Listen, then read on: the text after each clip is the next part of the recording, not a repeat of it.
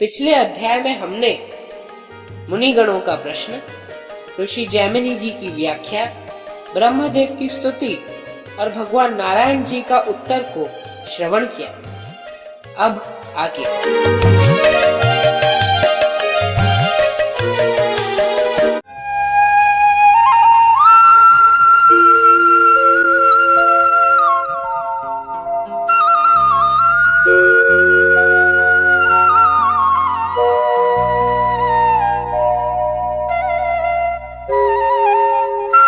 महर्षि जैमिनी जी ने कहा, उसके बाद भगवान जिस स्थान में विराजित थे उस स्थान को ब्रह्मा जी ने गमन किया और उनके स्तुति से भगवान नारायण को जिस रूप में उन्होंने दर्शन किया था उस स्थान में उन्होंने उसी रूप में दर्शन किया। हे मुनिगण, ब्रह्मा जी ने परमेश्वर को दर्शन करके प्रसन्न हुए और अद्भुत ज्ञान प्राप्त किया।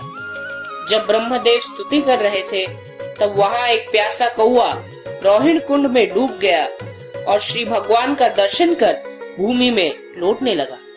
देखते देखते उस कौए ने वहां अपने प्राण त्याग दिए और वह शंख चक्र गदाधारी रूप को धारण कर भगवान के पार्श्व में अवस्थित हुए। हे मुनिगण, योगियों के लिए जो दुर्लभ है वह फल इस कौए को मिलते हुए देख ब्रह्मदेव ने सोचा कि यह सृष्टि क्षीण हो जाएगी। मनुष्य के मुक्ति प्राप्ति के बारे में वेदों में संशय है किंतु यह क्षेत्र में विष्णु भक्तों के लिए कुछ असंभव नहीं है। हे द्विजगण, यह घटना देखकर ब्रह्मा जी को परम पुरुष भगवान की बात का स्मरण हुआ, जिनके नाम कीर्तन करने से समस्त पाप नष्ट होते हैं। उनके साक्षात दर्शन करने से कभी मोक्ष भी असंभव है। जिन प्रभु नारायण को स्मरण करके अगर जीव अपने प्राण त्याग दे तो उसे मुक्ति मिलती है, ऐसे प्रभु का दर्शन करके मोक्ष मिलना कोई बड़ी बात नहीं है। श्री पुरुषोत्तम नामित यह क्षेत्र की महिमा बड़ी अद्भुत है। हे द्विजगण, श्री पुरुषोत्तम क्षेत्र में एक कौआ भी अगर भगवान के साक्षात दर्शन कर सकता है। यह क्षेत्र परम दुर्लभ है क्योंकि यहाँ अज्ञानी जीव मात्र को भी मुक्ति मिलती है और जो व्यक्ति निरंतर शांत, वैरागी और ज्ञानी है उनकी मुक्ति में भला कोई संशय है। ऋषिगण ने प्रश्न किया, जिन विष्णु जी के दर्शन मात्र से एक कौवे को मृत्यु उपरांत मुक्ति मिलती है, वह नील माधव के दर्शन करके ब्रह्मा जी ने क्या किया? महर्षि जैमिनी जी ने कहा, पितामह ब्रह्मा जी ने इन दोनों घटनाओं को देखकर श्री नील माधव जी का ध्यान किया और तभी पितृलोक के स्वामी यम जी ने अपने अधिकार का भंग होते देख बहुत व्याकुल और दुखी हो गए। वह उसी काल में उस क्षेत्र में पहुँचे और श्री माधव का दर्शन किया।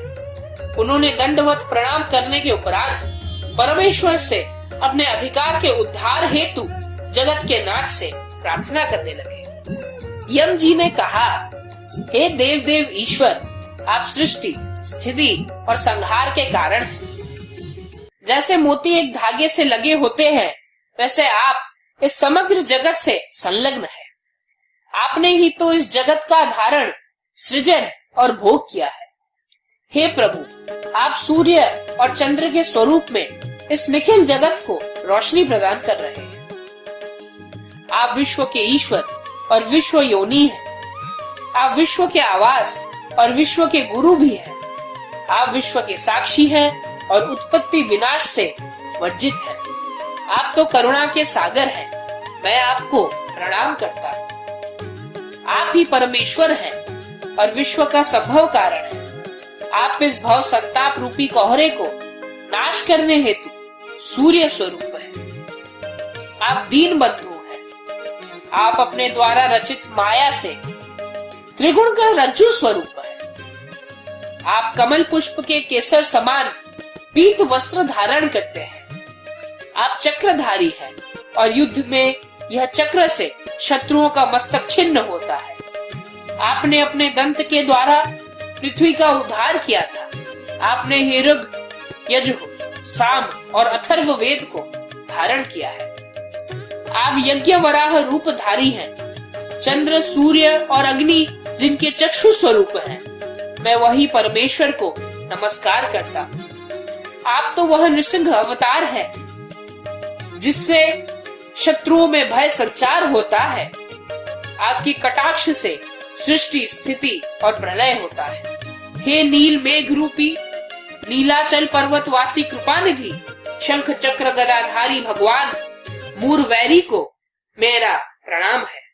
माता कमला के संग से जिनके नयन हमेशा शोभित रहते हैं, जिनके वक्ष स्थल पर श्रीवत्स चिन्हित है, कौस्तुभ मणि से प्रदीप्त, जिनके चरण को अपना आश्रय करके लक्ष्मी देवी ऐश्वर्यशालिनी होकर आश्रित व्यक्तियों को निरंतर ऐश्वर्य प्रदान करती है, जिनके सृष्टि क्रिया से प्रकृति का एक भिन्न स्वरूप की सृष्टि होती है, वही प्रकृति निर्विकार ब्रह्म का विकार बनाती है और वह सर्व लक्षण से संपूर्ण है।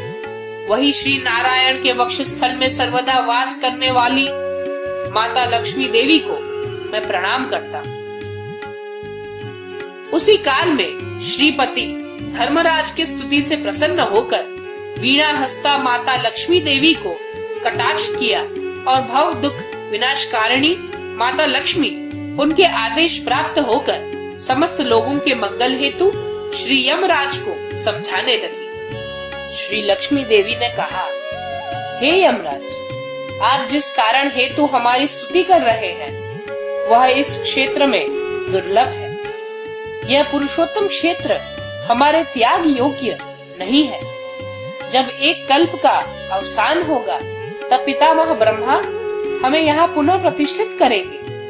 पितामह ब्रह्मा जी और दिक्पालों का भी इस क्षेत्र में स्वामित्व नहीं है और शुभ अशुभ कर्मों के फल का निर्णय इस क्षेत्र में कदापि प्रभावशाली नहीं होता। यह क्षेत्र में जो पापिष्ट मनुष्य और पशु पक्षी प्रवेश करते हैं उनकी दुष्कृति अग्नि में रुई की तरह जलकर नष्ट हो जाती है। जो जीव इस पाप पुण्य के चक्र में आबद्ध है उनके दलनकर्ता के रूप में आप नियोजित हैं। यह पवित्र क्षेत्र नीलकांत मणि रूपी परम पुरुष श्री नारायण का दर्शन करने से जीव कर्म बंधन से मुक्ति प्राप्त करेगा। हे यम, अतएव आप अन्य कर्म भूमि में धर्मराज होकर विचरण कीजिए। कर्म फल का नियम की अवमानना देख अपने मन में ग्लानि न लाइए, क्योंकि आपके प्रपितामह भगवान ब्रह्मा ने विष्णु कृपा प्राप्त काक पक्षी को कौतूहलता पूर्वक दर्शन किया है। सबके ऐसे कर्म फल का कारण भगवान ब्रह्मा जानते हैं और यह ही श्री क्षेत्र की महिमा है। यह जानकर वह श्री गदाधर की स्तुति कर रहे हैं। जो जीव यह क्षेत्र में वास करते हैं वे आपके अधीन नहीं है। हे सूर्यनंदन, यह स्थान में मुमुक्षु व्यक्ति और जीवगण वास करते हैं। भगवान विष्णु के प्रतिनिधि स्वरूप लक्ष्मी देवी के द्वारा यह वाणी सुनकर यमराज अहंकार और लज्जा का परित्याग कर विनीत कंठ से कहने लगे, हे माता, आपने जो मुझे आज्ञा प्रदान की है वह मैंने पूर्व काल में कभी भी श्रवण नहीं किया था। मैं अज्ञानी होकर यह उत्तम रहस्यात्मक विषय कैसे जानूं, जिनका स्वरूप वेद का समूह है और प्रपितामह ब्रह्मा जी को भी अज्ञात है। मैं अहंकारी होकर यह कैसे जान पाऊंगा। हे सुरेश्वरी, हे देवी, आपने आदेश दिए कि इस क्षेत्र में भगवान के सानिध्य से मुक्ति मिलती है, इसमें संशय क्या है। परमेश्वर की इच्छा के ऊपर किसी का अंकुश थोड़ी ही ना है।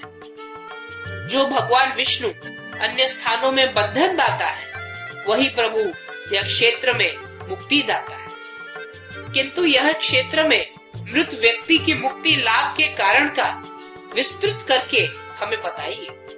यह क्षेत्र की परिसीमा कितनी है।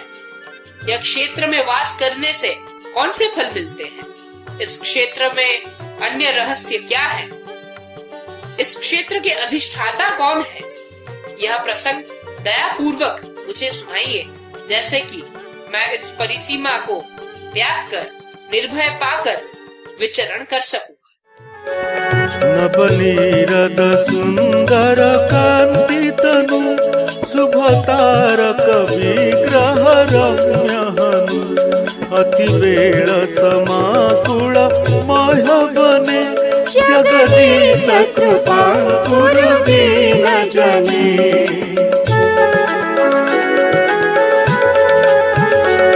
असिताचल मंडन चक्रधर कमलाधव माधव दीर्घकर गरुडासन वत्सल भक्त जने जगदीश कृपा